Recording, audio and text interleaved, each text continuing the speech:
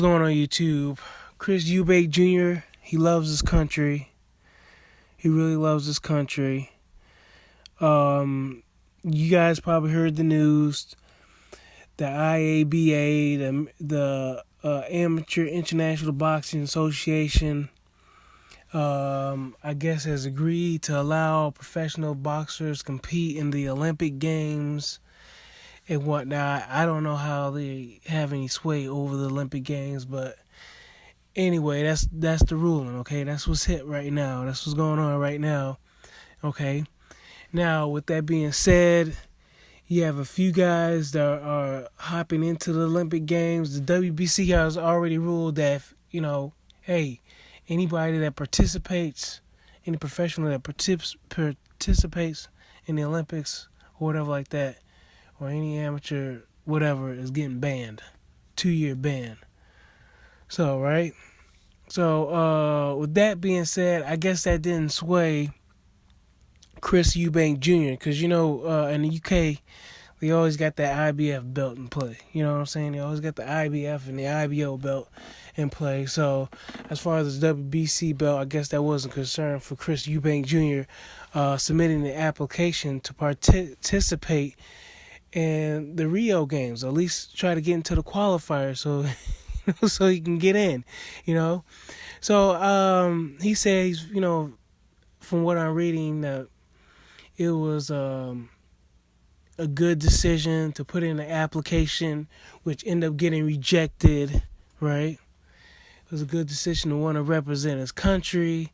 I guess this other guy, Anthony Fowler, 25-year-old young man, is going to represent the Brits in Rio as far as being in the middleweight division. And they suggested, you know what, that slot is already filled, Mr. Eubanks. Like, why don't you step down a level or something like that? I don't know what weight class they want him to go down to, but that was a suggestion, And I was thinking to myself, man, this is not a smart move. Because I believe there was an article criticizing, Chris Eubanks Jr.'s decision. And before I was able to read anything, I was thinking to myself, I was like, man, where's Chris Eubanks Sr. when you need him? Because he seems to be the brains of the operation. And he should be. He's the father. He's the wiser man. He's very, tactful. He's what I'm saying? He seems very thoughtful in every decision that he makes and stuff like that. If not reserved, it looks like he has a lot of wisdom, the way he carries himself, and he has a lot of pride. Okay. So with that being said, without reading the article, I got these thoughts in my head. I'm thinking to myself, I was like, man, where's Chris Eubanks Sr.? This is the time where he needs to, bring the reins in, on Chris Eubanks Jr., his son, his boy. And guess who submitted the application? Chris Eubanks Sr. And I'm thinking, what? Chris Eubanks Sr. submitted the application for his son to compete in the Olympics, if not the Olympic trials, in order to secure a bid to go into the Rio, to represent his country. And I was like, man, it does make sense because this dude wants to nickname himself English. I guess he has nicknamed himself Mr. English, So I guess he's the embodiment of all that is British. So I mean, Anyway, moving on, man. Moving on. I don't know what was going through his head with all the stuff that has happened, because I'm thinking about Chris Eubanks Jr. They rejected him. You know why they really rejected him, right? I mean, he's the British middleweight champion.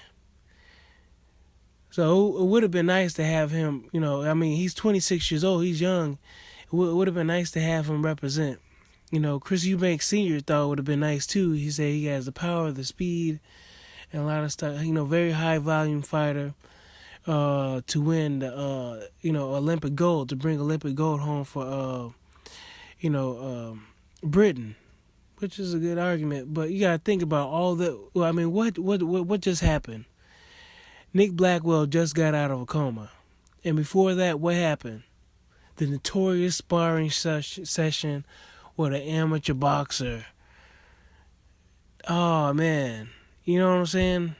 It's like, what are you thinking, bro?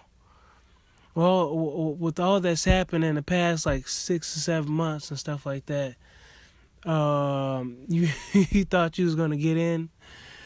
Yeah, I mean, good try though, good try, but I'm sure they don't want the publicity because, for one, you got that sparring session that came out, so we see, they already see how you treat amateurs, and you know what I'm saying, and how you dog them out in these sparring sessions and stuff like that, and then on top of that,